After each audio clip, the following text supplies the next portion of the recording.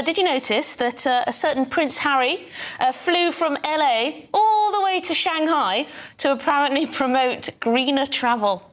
In hot air balloon, or did he fly in an aeroplane? I think it was a jet, don't you, Tom? Right. Straight away on what Prince Harry did. Of course. Let's do that as a start, and let's direct it. Maybe let's direct it directly to Prince Harry. Harry, stop being such a hypocrite. The majority of China is powered by coal, but they're going all in on nuclear, they're going all in on hydro, they're going all in on solar, they're going all in on gas. I mean, they're just doing everything. Yeah, which is fantastic, but you have sort of politicians going off there on all expenses paid trips. Prince Harry told the world to go green, then flew private to say it. South Park didn't hold back. They ripped him to shreds. This wasn't just a joke, it was a public takedown, and his image? Completely torched. Welcome to Snitch Files, where glitz meets the grim truth. Today we crack open how a single South Park episode flipped Harry's spotlight moment into a headline nightmare. Even the royals are distancing themselves. And why? Because what unfolded in Shanghai wasn't just embarrassing, it was unforgettable. Just as the dust settled, the internet did what it does best. Poured fuel on the fire. Memes flooded timelines. Hashtag JetPrince. Hashtag Hypocrite Harry. Buckle in. Because this scandal, it's about to explode. Harry thought his trip to China would spark global change. I know. Hey, everybody. Right there, we have the author of the new bestseller, Spare. I'm here with Prince Harry. Prince Harry. Harry. I believe you said I could call you Harry. I actually said you can call me whatever you want. Okay, well, obviously, because we're such dear friends. Now, Big event, big names, a stirring speech about protecting the planet. But here's the twist. He flew in ultra luxury. One choice, and suddenly the entire story flipped. Because nothing says climate warrior like leather seats and champagne at 30,000 feet. He was there to promote his ecotourism venture, Travelist. But people didn't clap, they cringed. Why? Because it screamed, "Do as I say, not as I do." His words faded, his choices shouted louder. And this was just the opening act. That's when the headlines started stacking up. Every major outlet, every podcast, every influencer with a ring light had something to say. Some tried to defend him. He's doing his best, they claimed. Others weren't so kind. Because for a guy who once stepped back from royalty to live authentically, this trip looked like everything but. Shanghai wasn't just a backdrop, it became the center of the storm. A city burning more coal than almost any other, hosting a prince pushing green tourism, but skipping over the hard facts. No mention of emissions, no solutions, just sleek photo ops and applause that never came. People noticed. And once South Park aired, it was over. They didn't pull punches, they never do.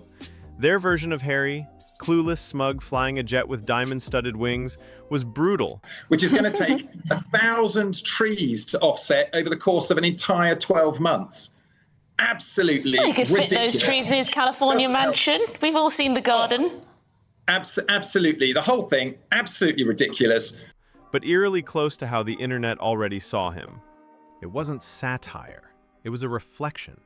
And when people started comparing him to Greta Thunberg, the difference hit like a slap. And Greta's taken sailboats across the Atlantic. Harry took a jet with silk-lined seats.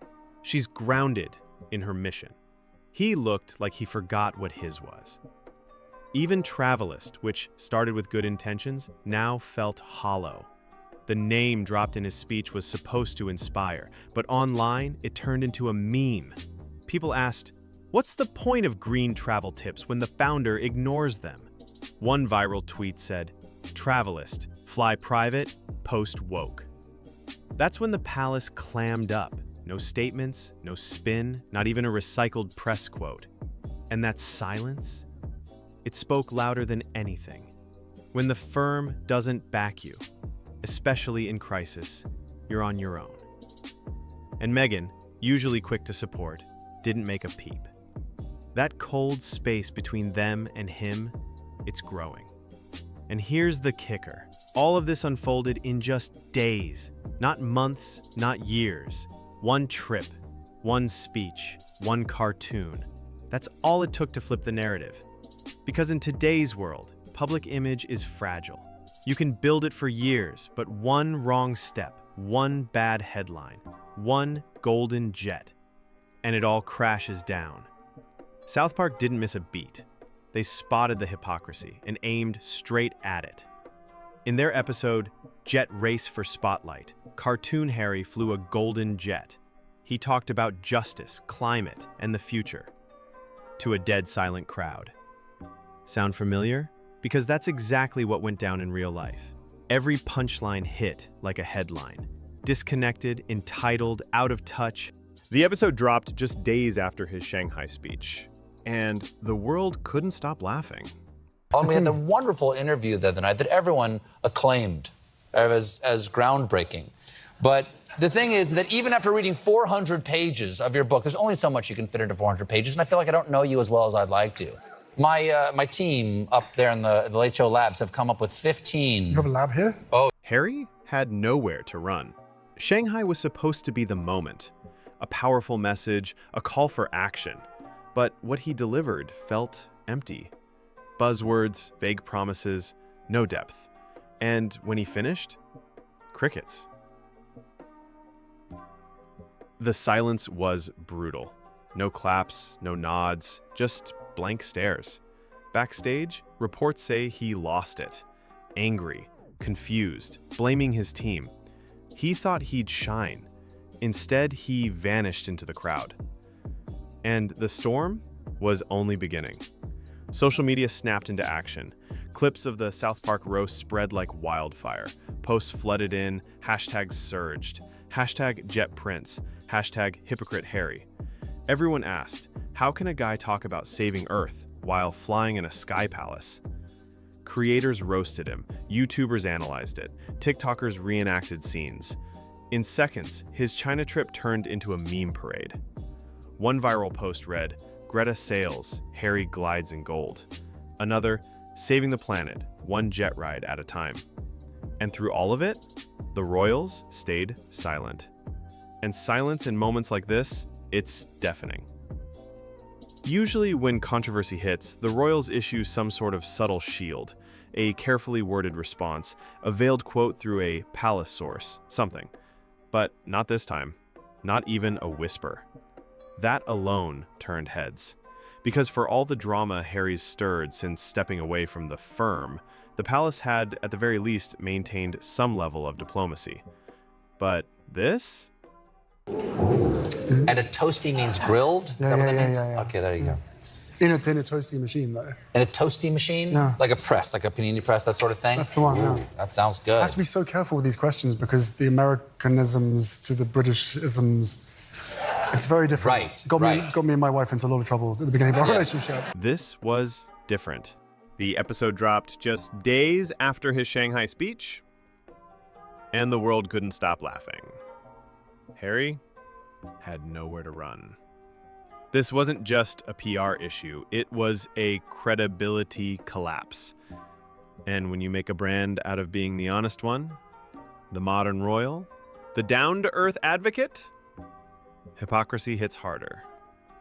Worse still, this wasn't tabloids twisting a story. This was people watching raw footage, comparing his words to his actions, and then seeing it all mirrored back through satire that felt, honestly, pretty accurate. It was almost like South Park wrote the episode after the trip. That's how on point it was. The gold jet, the empty speech, the look at me optics. And when the cartoon version of Harry paused for applause that never came, it stung. Because that scene wasn't funny. It was real. Meanwhile, social media fed on it like sharks in bloodied water. Not just tweets, think pieces, Instagram carousels, TikTok deep dives with side-by-side clips. People weren't just laughing, they were connecting dots, calling out the pattern. This wasn't a one-time misstep. This was the latest chapter in what's starting to look like a recurring theme. Good causes, polished messages, but behind the scenes, Horse riding or horseback riding, where else are you going to ride the horse?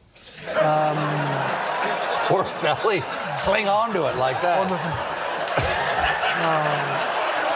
One more time, I'm sorry. One more time with that? Okay. That instantly becomes a meme. Second question.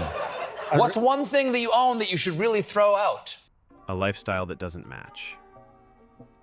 And that's what makes it hard to bounce back from. You can apologize for a poor choice. You can recover from a clumsy statement.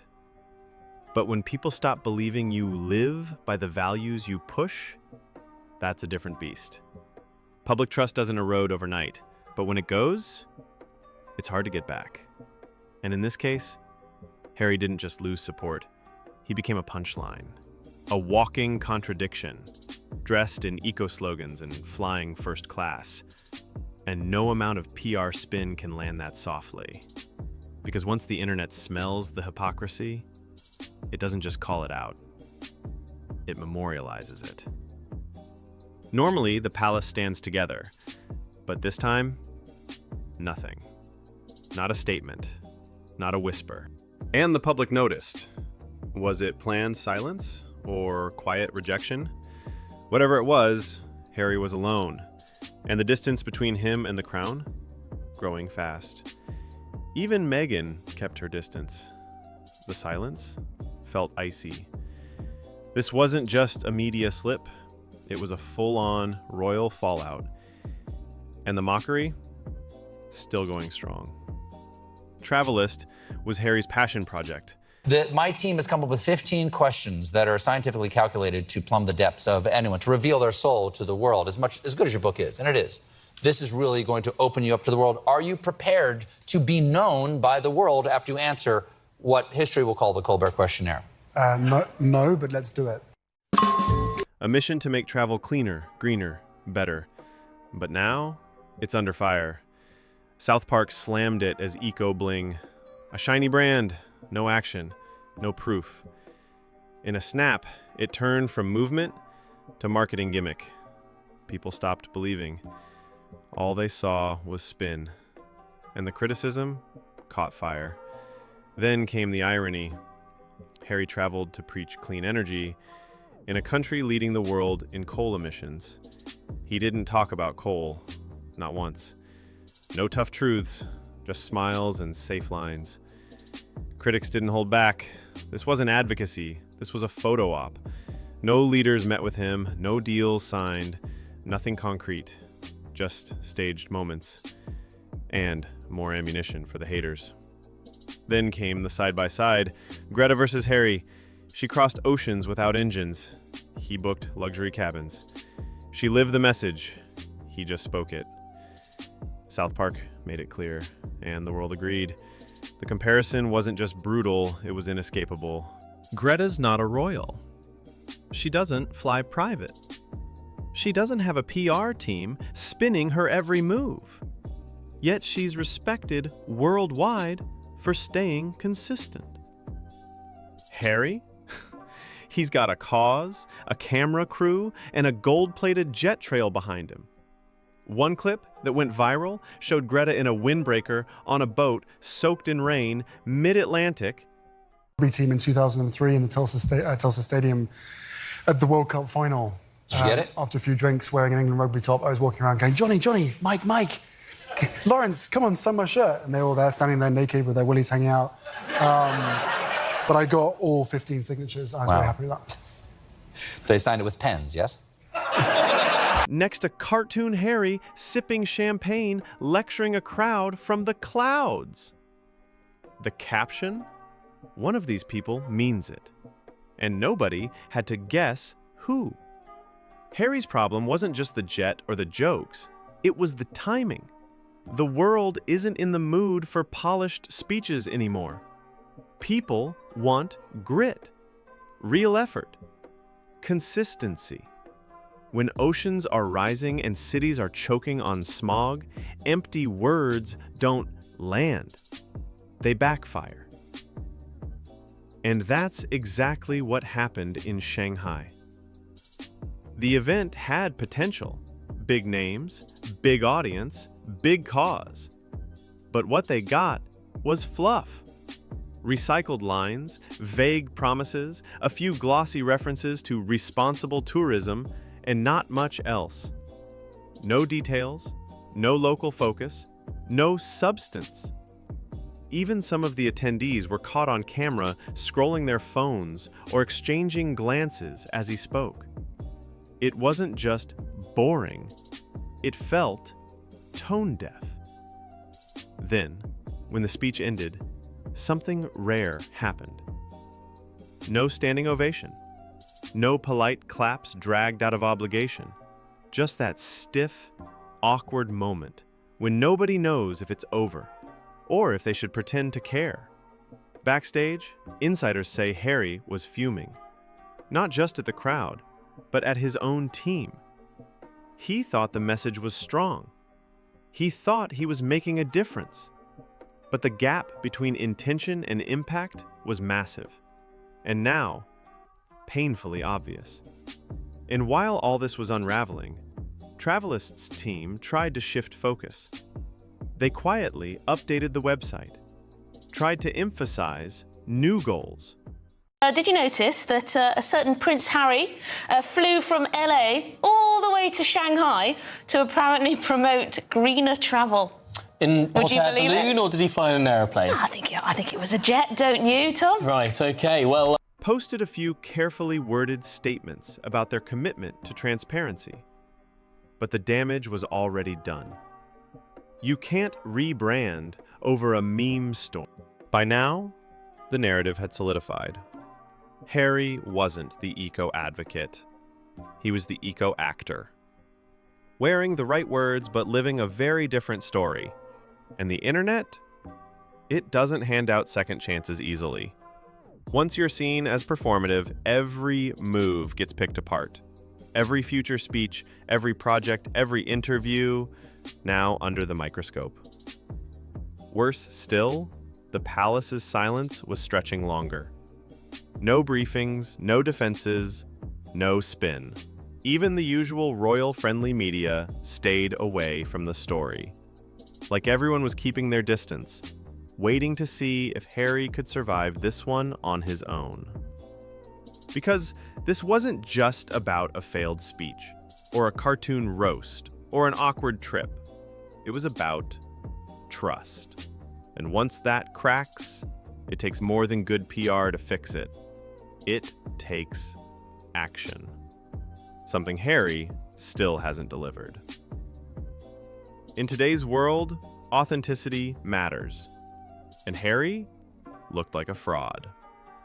So, what now? Can Harry fix this? Can he change the narrative? Maybe, but he's got work to do. Because you can't lead a movement if your lifestyle goes the opposite way. Challenges will undoubtedly rise. But if there's one thing that I've learned in my life, it's that meaningful change never comes easily. You can't preach sacrifice while flying first class. People want truth, not talk. And unless he pivots fast, this downfall is just beginning. So, what's your take? Is Prince Harry still a change maker or just another fallen icon? Drop your thoughts in the comments. If this made you think twice about celebrity causes, you know what to do. The world drowning in PR. Sometimes it takes a cartoon to deliver the truth. Harry aimed for global respect. Instead, he became the punchline. Or is it just another well-rehearsed PR play? Because that's the real question now, isn't it? Where does Harry go from here? Not as a royal, not as a husband, but as a public figure trying to stand for something bigger than himself. He could double down, release a new statement, launch another campaign, do the talk show circuit. But would anyone buy it? After all this, would people believe the message? Or just see another carefully crafted press moment? See, that's the danger of being in the spotlight without a solid foundation. One wrong move, and people stop listening. They stop giving you the benefit of the doubt. They stop caring. And for someone who built his post-palace identity on purpose, that's the worst loss of all. Relevance. This could have been different. If the Shanghai moment had been honest, even flawed, but real, the world might have leaned in. People respond to vulnerability, to effort, even to failure, if it's met with growth. Right, now the Times is quite usefully. Now, it's not known what flight Harry did take to China, and Travelist, the company that he's involved with, has declined to share their estimates. But what they don't respond to? Performances. Especially when the stakes are real and the planet is burning. And what hurts most is that Harry had the potential. He had the attention, the global reach, the chance to do something meaningful, not just for optics, but for actual change. But somewhere along the way, that vision got blurred by private jets, vague missions, and corporate-style branding. Now, he's at a crossroads. He can keep doing what he's been doing and slowly drift into irrelevance, mocked more than admired. Or he can strip it all back. Speak plainly, own the missteps, show receipts, do the hard, unglamorous work of rebuilding trust. But let's be real, that won't be easy, because this isn't just a PR fix.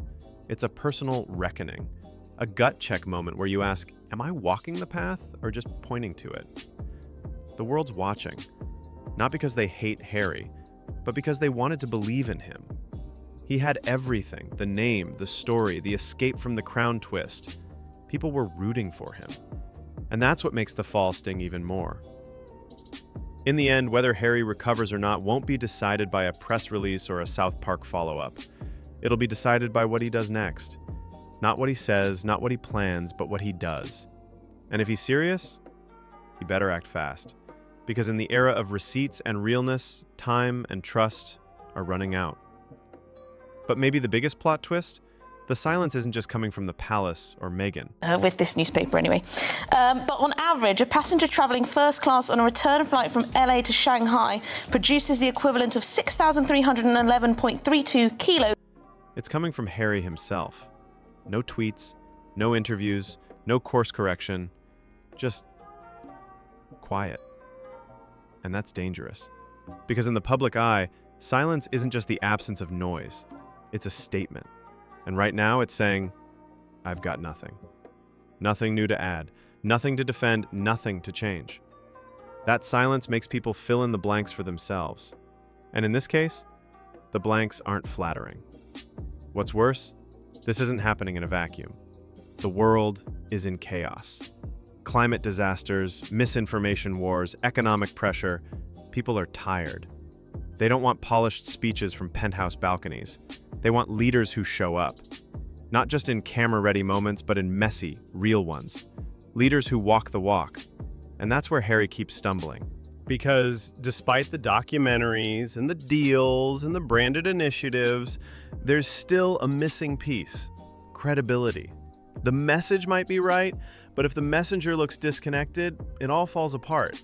And when the camera zooms out and shows a golden jet on the runway while someone's talking about sustainability, no one's listening anymore.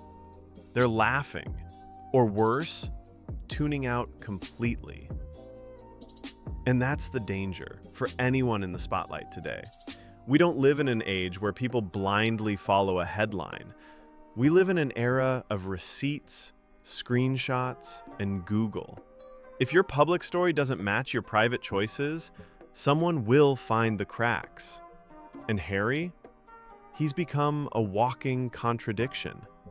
Also, I wonder whether he's a bit of a useful idiot as well, going off to China to sort of, I don't know, he's lending his support, isn't he, really, for the way that they're doing things, presumably. And yet, at least it looks like I that. just wish we were doing what China is doing. It didn't have to be this way.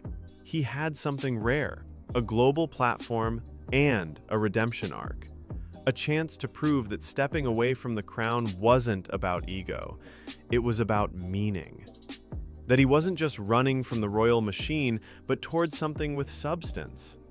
But now, instead of writing a new chapter, it's starting to look like the same story, just with better lighting. And here's the part nobody wants to say out loud. If Harry doesn't pivot soon, really pivot, not just pretend to, the world will move on without him. Because causes don't wait. Movements don't pause.